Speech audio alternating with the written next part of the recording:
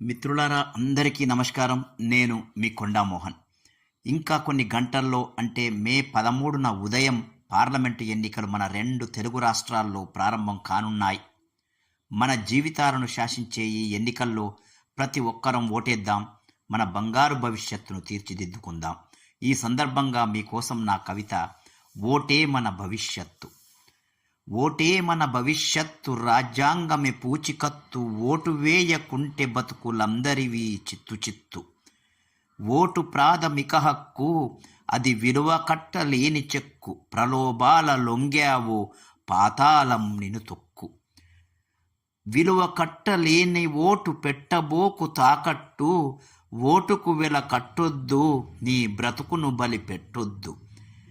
నేనొక్క నేయకుంటే ఏం కాదను ఆలోచన, తెచ్చునందరికి చేటు చేయకు ఏ మరుపాటు. ప్రజాస్వామ్య పరిరక్షణ పొరపాటున మరువకోయి, బూతులోన నిలబడి నువ్వు తప్పక ఓటేయాలోయ్. థ్యాంక్ యూ మిత్రులారా. అందరం ఓటేద్దాం, మన ప్రజాస్వామ్యాన్ని రక్షించుకుందాం. జై హింద్.